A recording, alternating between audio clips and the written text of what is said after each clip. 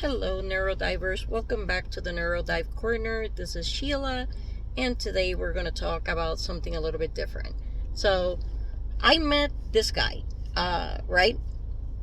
He was born in the Middle East, and his family sadly had to run to Egypt as refugees when he was very, very little.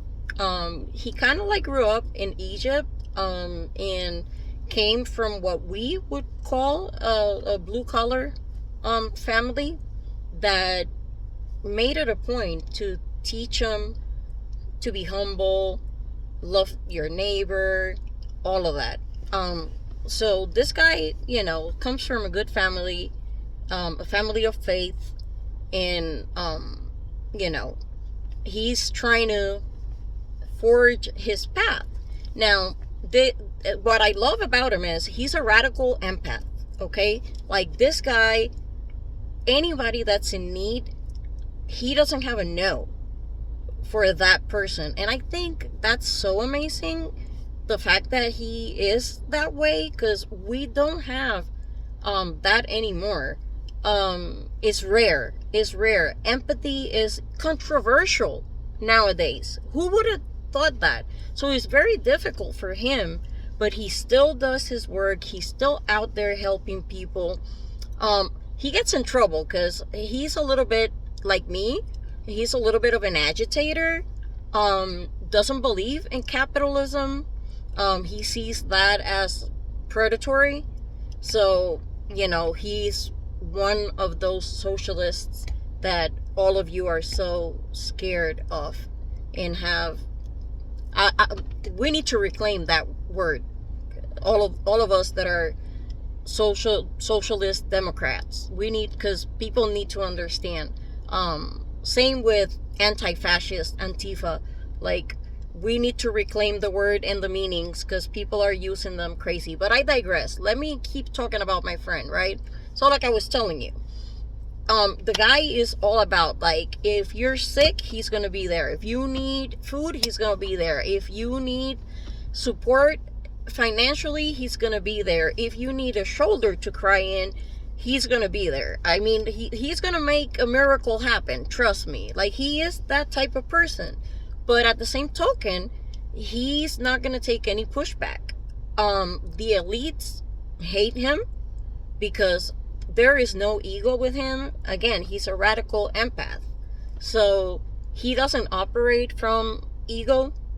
And his philosophy is a little bit, it brings him trouble, especially here in the United States, because, he encourages to love thy neighbor, clothe the poor, open the doors to the refugees and to the migrants, feed the hungry, all of that. And America's just not on that mindset right now, so he's trying really hard, but he's often misunderstood and pushed to the side, and pretty much is pointed out by the elites that he makes very uncomfortable, and he has voice through his philosophy and writings that he does not condone.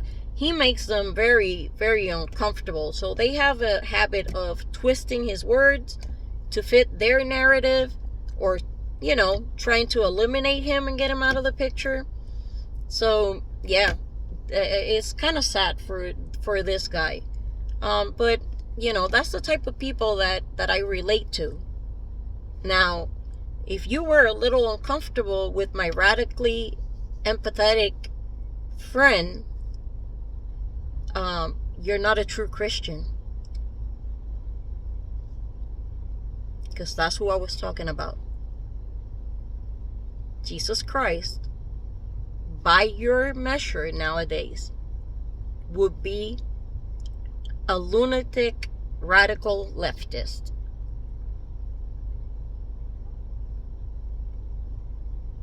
And all of you pound your chest, clutch your pearls, call yourselves Christian every day, allowing all of these kidnappings, sitting on the sidelines because it hasn't hit you?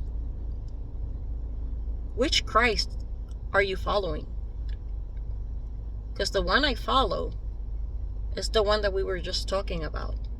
A radical empath, agitator, that tears down broken systems and preached love for one another, period, full stop.